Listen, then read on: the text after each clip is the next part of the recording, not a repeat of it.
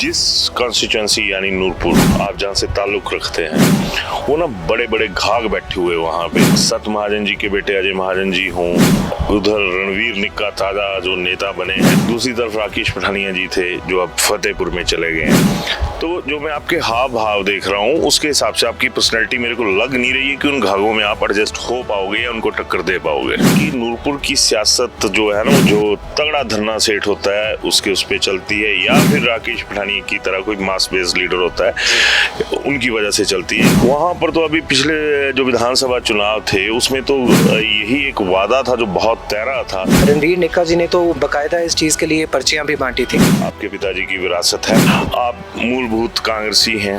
अब सत महाजन जी जब गए थे लोकसभा में बागडोर दे गए थे रणजीत बख्शी जी को, अब उनके बेटे हैं, जनता ने उनके हाथ से, अजय महाजन के हाथ से बागडोर छीन ली। क्या आप अजय महाजन से भी बागडोर छीनने के मूड में हैं? महाजन साहब जिस तरह से चाहेंगे, जैसा उनका आशीर्वाद होगा हम वैसे ही करें। चालू तो आप हो गए और इसमें कोई दो राय नहीं है। तो अजय भाई अभी तक डरने की कोई जरूरत नहीं है। इसलिए तो मैं बधाई दूंगा कि आपने कांग्रेस ही चूज करके रखी हुई है ना। वो पीढ़ियां बर्बाद कर दी कांग्रेस के हाईकमांड ने, इसमें भी कोई दो राय नहीं है। तो आप आबाद होते देखते हैं अपने आप को खुद कहीं पे। अगर मैं आज की डेट की बात करूं तो सुक्खू भाई इज द सुप्रीम, है ना। तो सुक्खू भाई के साथ बातचीत है। सुक्खू भाई नया बंदा आ रहा है, कांगड़ा में विकास की बात की जा रही है, उस स्तर पर विकास हो पा रहा है। यंगस्टर हो, यंगस्टर वाला एक सवाल करता हूं मैं आपके साथ। जॉब्स तो सरकारें दे नहीं रही, आपकी ही सरकार की बात करूं तो यंगस्टर्स को टांग के रखा हुआ है। तो फिर सरकार रखनी क्यों? आप महिला मंडलों को कुर्सियां नहीं देते, ढोलकियां नहीं देते, आप बकाया जिस तरह के मनोरंजन के साधन होते हैं वो नहीं देते, आप उनको रोजगार से जोड़ने वाली चीजें देते हैं। तो आपको लगता नहीं कि आप भी कहीं ना कहीं खतरा अपने लिए खुद खरीद के ला रहे हो? इस काम के लिए मैं 100 खतरे मोलने को तैयार हूँ। भाई साहब हरी टोपी का रिवाज चला गया। मौजूदा नेता चाहे वो कांग्रेस के मुकेश अग्निहोत्री हो, सुक्खू भाई हो, उनको टोपी से परहेज है। बड़े कम नेताओं के बच्चे होते हैं जो इंडियन सर्विसेज में जाएं और अपनी सिलेक्शन वगैरह करवाएं, अपनी काबिलियत का लोहा मनवाएं। पढ़े लिखे आदमी थे, भगवान ने आपको नौकरी भी दी और आपको चस्का था पॉलिटिक्स का, या चस्का है, आप लोग आगे। अभिवादन स्वीकार करें, मैं उदय पठानिया। सियासत में इन दिनों जो माहौल है वो बड़ा गड़बड़ सा है। ना किसी नेता का पॉलिटिकल करैक्टर है, ना किसी की कोई पॉलिटिकल सोच है। डेवलपमेंटल सोच की तो बात ही छोड़ दीजिए। फिर एक बात चलती है कि यंग को आगे आना चाहिए, पर जब बूढ़े इस जगह नहीं छोड़ेंगे तो यंग कहाँ से आएगा? और यंग की जो सोच होती है वो बड़ी एक वाइब्रेंट होती है, सारी चीज़ें होती हैं। तो आज इसी कैटेगरी में शायद ये मेरा पहला होगा इंटरव्यू जिसमें मैं एक ऐसे व्यक्ति के साथ बात करने जा रहा हूँ जो कि पॉलिटिकल बैकग्राउंड से तो है, लेकिन ख़ास बात ये है कि ये व्यक्ति उस बैकग्राउंड से भी संबंधित हैं जिसे हम इंडियन सर्विसेज का नाम देते हैं, और ये पार्ट है इंडियन रेलवे सर्विसेज का। और सबसे बड़ी बात पॉलिटिकल बैकग्राउंड की, जिस तरह से मैंने बात की, तो आज मेरे साथ हैं अकिल, और अकिल के पिता रणजीत बख्शी जी वो एक दौर में नूरपुर विधानसभा क्षेत्र के विधायक रहे थे। उस वक्त जब जो लोकसभा चुनाव था उसमें सत महाजन जीत कर चले गए थे, और पीछे से लगभग 1.5 साल के लिए रणजीत बख्शी जी ने उस जो कमान थी विधायक की वो संभाली हुई थी। अकिल, बहुत बहुत स्वागत आपका। Thank you so much, thank you so much. आज आपसे मुलाकात हो गई जी। तो मेरा सबसे पहला सवाल यही रहेगा आपसे कि आप भले चंगे एडजस्ट थे, है ना। बड़े कम नेताओं के बच्चे होते हैं जो इंडियन सर्विसेज में जाएं और अपनी सिलेक्शन वगैरह करवाएं, अपनी काबिलियत का लोहा मनवाएं। उनकी पहली पसंद यही होती है कि भाई हम लोग पिताजी की जो विरासत है उसको संभालेंगे, जितना हमने सर्विसेज में नहीं कमाना उससे कहीं ज़्यादा दूसरी इसमें कमा लेंगे। तो आपको ये कौन सा कीड़ा काटा कि पिताजी को गए हुए इतना अरसा हो गया जी, और आपने अब इस फील्ड में एक्टिव होते हुए नजर आ रहे? जी, मैं सच कहूँ तो ये जितना भी मैं आज जो कुछ भी हूँ या जो कुछ भी कर पा रहा हूँ वो सब कुछ मेरे पिताजी की ही देन है, और उन्हीं का एक ड्रीम था, उन्हीं का एक सपना था जिसको पूरा करने की मैं कोशिश कर रहा हूँ। वो सपना पॉलिटिक्स का नहीं था, वो सपना सिर्फ समाज सेवा का था। 10 साल के लिए मैंने एडमिनिस्ट्रेशन में रह के उस चीज़ को अपने शिद्दत से पालन करने की कोशिश की, लेकिन 2020 में दिसंबर में जब उनका देहांत हुआ तो मुझे ये याद आया कि वो कहा करते थे कि मैंने अपने 40 साल जो जीवन के हैं वो इस क्षेत्र को दिए हैं, क्योंकि पापा भी एक्स नेवी थे। अच्छा। वो भी नेवी की अपनी नौकरी छोड़कर आए थे और यहाँ पर आकर उन्होंने अपना एक पूरा का पूरा सिस्टम जो है यहाँ पर सेवा के लिए सेट किया था। और शायद मुझे उस टाइम पे इस बात का एहसास हुआ कि जो उनके साथ उनके जीवन में हुआ शायद वही नियति है, मुझे भी उन्हीं के पद चिन्हों पर चलना है और इसी चीज़ को आगे मुझे कंटिन्यू करना है। ग्रेट, बट आप मेरा जवाब फिर खा गए। मैंने ये सीधा था मेरा कि जिस कॉन्स्टिट्यूंसी यानी नूरपुर आप जहाँ से ताल्लुक़ रखते हैं वो ना बड़े बड़े घाघ बैठे हुए वहाँ पे, चाहे सत महाजन जी के बेटे अजय महाजन जी हों, उधर रणवीर निक्का ताज़ा जो नेता बने हैं वहाँ के इस बार आम चुनावों में विधानसभा के, दूसरी तरफ राकेश पठानिया जी थे जो अब फतेहपुर में चले गए हैं। तो जो मैं आपके हाव भाव देख रहा हूँ उसके हिसाब से आपकी पर्सनैलिटी मेरे को लग नहीं रही है कि उन घाघों में आप एडजस्ट हो पाओगे या उनको टक्कर दे पाओगे। देखिए जी, उनमें सबसे पहली बात एडजस्टमेंट की तो मुझे लगता है कि मुझे पर्सनली ज़रूरत है भी नहीं। हम लोगों का जो काम है वो संस्था के थ्रू हम लोग फ़िलहाल कर रहे हैं और हम लोगों का काम जो है वो लोगों को अप्रोच करने का है, लोगों के बीच में उनकी समस्याओं को सुन के उन्हें सॉल्व करवाने का है। तो ऑब्वियस सी बात है, जाहिर सी बात है कि हम लोग उसमें उस कैटेगरी में एडजस्ट नहीं हो पाएंगे। जहाँ तक टक्कर देने की बात है, मैं समझता हूँ कि यदि कभी भविष्य में इस तरह का मौका आया जहाँ मुझे पर्सनली इनमें से किसी को भी टक्कर देने की आवश्यकता होगी तो उसमें मैं सिर्फ और सिर्फ एक चीज़ पे रिलाई करूँगा और वो होगा जिन लोगों का हमने काम किया है, जिन लोगों के साथ जुड़े हैं, उनका प्यार, उनका आशीर्वाद। इसके अलावा मुझे नहीं लगता कि मुझे पर्सनली किसी और चीज़ की आवश्यकता है। मैं इंटरव्यू से पहले थोड़ी सी रिसर्च कर रहा था तो वहाँ पे एक चीज़ और सामने निकल के आई कि नूरपुर की सियासत जो है ना वो ज़्यादातर संस्थाओं के नाम पे चलती है या फिर जो तगड़ा धरना सेठ होता है उसके उस पे चलती है या फिर राकेश पठानिया की तरह कोई मास बेस्ड लीडर होता है उनकी वजह से चलती है कि भाई जो बोलना वो मुंह पे बोल देना, चाहे दुनिया को आग लगती लग जाए, मतलब उनका वाणी पे काबू नहीं है। एक उनका नेगेटिव ये है। तो वहाँ पर तो अभी पिछले जो विधानसभा चुनाव थे उसमें तो यही एक वादा था जो बहुत तैरा था रणवीर निक्का की तरफ से कि भैया हम मकान बना के देंगे। जी, ये बिल्कुल सही बात है जी। और रणवीर निक्का जी ने तो बाकायदा इस चीज़ के लिए पर्चियाँ भी बांटी थी, बहुत सारी पर्चियाँ, लगभग मुझे ऐसा पता चला है, ज्ञात हुआ है अपने सोर्सेज से कि तकरीबन 5000 पर्चियाँ हमारी कुंजा जो पंचायतें हैं उनमें बांटी गई थी घर बनवाने के नाम पे। बहुत सारे लोगों का ये कहा जा रहा है कि घर बनवाने का प्रयत्न किया गया है, कुछ लोगों को सरिया दिया गया है, कुछ लोगों को सीमेंट दिया गया है, दिया गया है, पर सिर्फ एक ही चीज़ दी गई है। पूरा जो एक परिप्रेक्ष्य में जो घर के लिए चीज़ों की आवश्यकता होती है वो चीज़ें अभी तक उनको उपलब्ध नहीं कराई गई। तो मुझे लगता है कि ये एक बिल्कुल सही बात है कि कुछ ओवर कमिटमेंट्स हुई हैं जिनको हम लोग ये मानेंगे और ये चाहेंगे कि माननीय हमारे विधायक जी अपने एंड पे जितनी जल्दी पूरा कर सकते हैं वो करें, क्योंकि लोग जो हैं वो काफ़ी डिसअपॉइंटेड हैं और वो डिसअपॉइंट होकर हमारे पास आते हैं, फिर वो हमें कहते हैं कि यार घर जो है आप हमें बना के दो, और हम लोग अपनी तरफ से अपने सामर्थ्य के अनुसार जितना कोशिश करते हैं वो कर देते हैं। हमारी 5000 घर बनाने की जो है वो एक सामर्थ्य नहीं है, लेकिन 50 घर तो अभी तक बना चुके हैं हम। Very good, very good.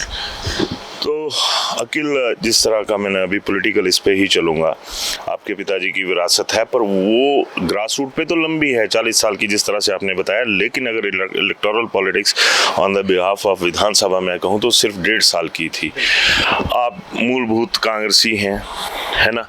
तो क्या अब सत महाजन जी जब गए थे लोकसभा में तो बागडोर दे गए थे रणजीत बख्शी जी को, अब उनके बेटे हैं, जनता ने उनके हाथ से, अजय महाजन के हाथ से बागडोर छीन ली। अब क्या आप अजय महाजन से भी बागडोर छीनने के मूड में हैं? जी, मैंने पहले ही आपसे कहा कि ना तो मेरी एडजस्टमेंट है, ना मेरी टक्कर है और ना ही छीना झपटी में मेरा विश्वास है। मुझे कहीं ना कहीं लगता है कि इलेक्टोरल पॉलिटिक्स जो है, हमारी जो डेमोक्रेसी है, जो लोकतंत्र है, वो इस तरह की चीज़ है जो हर व्यक्ति को ये बता देती है कि अब मेरे पिताजी ने जब इंडिपेंडेंट इलेक्शन कंटेस्ट किया तो उन्होंने उस इलेक्शन को लूज़ किया और उस वर्डिक्ट को उन्होंने अपने सर माथे पर रखा और पॉलिटिक्स से एक तरह से रिटायरमेंट ले ली। तो मुझे लगता है कि जब आप इलेक्टोरल पॉलिटिक्स में कंटिन्यूसली लूज़ करते हैं तो कहीं ना कहीं जनता का एक जो एक्सपेक्टेशन है वो सभी को समझ में आ जानी चाहिए। बाकी छीनने में जैसे मैंने कहा मेरा विश्वास नहीं है। अगर कल को मैं कांग्रेस पार्टी ज्वाइन करता हूं तो जिस तरह का पार्टी का आदेश होगा, जो भी वो चाहेंगे, महाजन साहब जिस तरह से चाहेंगे, जैसा उनका आशीर्वाद होगा, हम वैसे ही करेंगे। चालू तो आप हो गए हो अकेले, इसमें कोई दो राय नहीं है ना। कि वो जो सियासत वाले पिताजी वाले सियासत का जो एक ब्लड होता है ना, वो ट्रैवल कर रहा है, शरेआम नजर आ गया। तो अजय भाई अभी तक डरने की कोई जरूरत नहीं है कि आके अकेला आपको सियासत में टांगते हैं सूली पे, या फिर इंतजार करते हैं कि आप इनको खुद अपनी जो सियासत है उसमें हिस्सेदारी दे दें। खैर, अब मैं आता हूँ उस इशू पे जो कि बहुत हॉट इशू रहा है, और वो है आपके वहाँ पे नूरपुर में माइनिंग का। जी। और अब माइनिंग का एक खेल तो हुआ करता था नदियों में, नालों में, अब वो आपके इलाके में एनएच के जरिए आधिकारिक तौर पर ये खबरें भी हैं और ऐसे सबूत भी आ रहे हैं कि जितना पर्यावरण का सत्यानाश वहाँ पे हुआ है, उसके लिए आप क्या देखते हैं कि ये एक नेक्सस है जो पूरा काम कर रहा है, एक ग्रोह है, एक माफिया है, क्या है? क्योंकि मेरे पास ये भी है कि आप इस मुद्दे पे भी काम कर रहे हैं। जी, बिल्कुल सही बात है। हमारा भी जो एनालिसिस है उसमें यही निकल कर आया है कि एनएच का जितना भी ये काम हुआ है उसमें कहीं ना कहीं एक 42 एक्सीडेंट्स इस स्ट्रेच में कंडवाल से लेकर जोंटा तक हुए हैं, जिनमें से हमने FIRs निकलवाई और ये पता चला कि कम से कम 10 से 12 जो एक्सीडेंट्स हैं वो अवॉइड किए जा सकते थे अगर एनएच का काम ठीक से चल रहा होता। तो बिल्कुल। अभी आपने एक चीज नोट की होगी कि जो पढ़ा लिखा आदमी है ना, वो पढ़ी लिखी बात करेगा, मेरे जैसा गंवार आदमी गंवारों वाली बात करेगा, इसमें कोई दो राय नहीं है। कि पूरा डाटा और पूरी चीजें, ये खासियत बोलना नहीं चाहिए मुंह पे, पर मैं बोल रहा हूँ कि ये खासियत नूरपुर में राकेश पठानिया के पास रही है कि बंदा जब भी बोलता था या बोलते हैं तो वो बिल्कुल फैक्ट एंड फिगर्स के साथ बोलते हैं। तो जो एक काबिल लीडरशिप होती है उसमें ये ज़रूरत होती है कि वो पढ़ने वाला हो, लिखने वाला हो, स्टडी करने वाला हो। लेकिन यहाँ पर पॉलिटिकली किसको कैसे बेवकूफ़ बनाना है, किस तरीके से क्या चीज़ घुमानी है, वो चीज़ें भी मायना रखती हैं। तो अब आता हूँ मैं दूसरे पहलू पे कि आप बड़ी इंटेलेक्चुअल बात कर रहे हैं, बड़ी रिफाइंड बात कर रहे हैं, और आने वाला दौर भी ऐसा है जिसमें जो वोटर्स है, मैं उसी पॉलिटिकल इशू पे आऊँगा, वो अब यंगस्टर्स जो हैं वो सोचने समझने की ताकत रखते हैं और डिफाइन भी करते हैं कि किसमें कितनी सी अकल है एडमिनिस्ट्रेटिवली। तो आपको लगता है कि एक के लिए तो मैं बधाई दूंगा कि आपने कांग्रेस ही चूज करके रखी हुई है ना? तो इसमें आइडियोलॉजिकली जो हमारा परिवार है ना जी, वो हमेशा से कांग्रेस की तरफ इंक्लाइंड रहा है, कि बिल्कुल सही बात है। तो ये भी एक सही बात है कि जो एक इंटेलेक्चुअल माइंड होता है वो कांग्रेस के पास तो था, हाई कमांड के लेवल पर भी रहा है, और उनको मुंह नहीं लगाया गया है ना? वो पीढ़ियां बर्बाद कर दी कांग्रेस के हाई कमांड ने, इसमें भी कोई दो राय नहीं है। तो आप आबाद होते देखते हैं अपने आप को खुद कहीं पे? जी, अगेन बात वही है जैसा आपने भी पहले कहा कि अब जो यंगस्टर्स हैं वो बहुत बदल गए हैं, लोगों की एक्सपेक्टेशंस बहुत बदल गई हैं, चीज़ें जो हैं ग्राउंड पर बहुत बदल गई हैं, और मुझे लगता है कि कहीं ना कहीं ये चीज़ जो है हाई कमांड के पास भी रिफ्लेक्ट करेगी, क्योंकि आजकल छोटी से छोटी सीट के लिए भी सर्वेस कंडक्ट कराए जाते हैं। किसी भी इलेक्शन को यदि आपको लड़ना हो तो आप सिर्फ उसी ग्राउंड पर लड़ सकते हैं कि कौन सा ऐसा लीडर है जिसकी पॉपुलर सपोर्ट है, जिसके पास मास बेस है। और अगर हाई कमांड कल को इस चीज़ को कंसिडर करती है तो जाहिर सी बात है कि बहुत डिफरेंट नाम सामने आएंगे एज़ कम्पेयर टू जो आज आ रहे हैं। आपने एक शब्द यूज़ किया आज, अगर मैं आज की डेट की बात करूं तो सुक्खू भाई इज द सुप्रीम, है ना? तो सुक्खू भाई के साथ बातचीत है जी, हमारे मुख्यमंत्री जी हैं, मुझे लगता है सभी की बातचीत उनके साथ होनी चाहिए। आपकी है? जी, मोस्ट डेफिनेटली है, सबकी है। सुक्खू भाई नया बंदा आ रहा है। चलो, एनी हाउ, इन सारी चीज़ों में आप क्या देखते हैं कि मैं आपको नूरपुर तक सीमित नहीं रखूंगा इस सारे सिलसिले में। कांगड़ा में विकास की बात की जा रही है, उस स्तर पर विकास हो पा रहा है? जी, जितना कर देखिए, अभी तक क्या है कि पिछले 3 साल से जब से मैं वापस आया हूँ, मैंने देखा है तो मैंने अपने आप को सिर्फ नूरपुर, ज्वाली, फतेहपुर और इंदौरा, ये जो 4 कांगड़ा की कॉन्स्टिट्यूंसीज़ हैं, यहाँ तक हम लोग फ़िलहाल लिमिटेड रहे हैं। मेरी जो भी अप्रोच रही है वो संस्था के माध्यम से रही है, और मैंने ये देखा है कि कांगड़ा को अगर आप ऐसे जिला बात करें तो यहाँ पर अभी भी विकास का बहुत स्कोप बाकी है। ऐसा नहीं है कि चीज़ें पहले नहीं हुई हैं, डेफिनेटली हुई हैं, लेकिन उस तरह से, उस स्पीड से और उस तरीके से नहीं हुई जैसे कि होनी चाहिए थी। अकिल, आप पढ़े लिखे आदमी थे, भगवान ने आपको नौकरी भी दी और आपको चस्का था पॉलिटिक्स का, या चस्का है, आप लोग आगे। मैंने विकास में एक संदर्भ मेरा और भी है, यंगस्टर हो, यंगस्टर वाला एक सवाल करता हूँ मैं आपके साथ। जॉब्स तो सरकारें दे नहीं रही, आपकी ही सरकार की बात करूं तो यंगस्टर्स को टांग के रखा हुआ है इस सरकार ने, इसमें कोई दो राय नहीं है। फ्रस्ट्रेशन लेवल बच्चों का बढ़ता जा रहा है, कोई डिप्रेशन में जा रहा है, कोई फ्रस्ट्रेशन में जा रहा है, कोई किसी तरीके से मल्टी डायमेंशनल जो इफेक्ट्स हैं वो अब नजर आ रहे हैं। तो आपको इस मुद्दे पे क्या लगता है कि ये फेलियर है तो क्यों है? जी देखिए, मेरा इस मामले में जो पर्सपेक्टिव है वो शायद बहुत सारे लोगों को पसंद नहीं आएगा और बहुत डिफरेंट है इस मामले में। हो सकता है उसमें मैं भी हूँ, मैं काउंटर करूँगा। देखिए, सरकारी नौकरी के पीछे भागने का जो एक ज़माना था ना जी, मुझे पर्सनली लगता है कि अब उसकी कोई आवश्यकता, कोई नीड नहीं है, क्योंकि प्राइवेट सेक्टर में बहुत सारे ऐसे एवेन्यूज़ क्रिएट हो रहे हैं या क्रिएट किए जा सकते हैं जिसमें आप बच्चों को बहुत अच्छे तरीके से एम्प्लॉयमेंट दिलवा सकते हैं।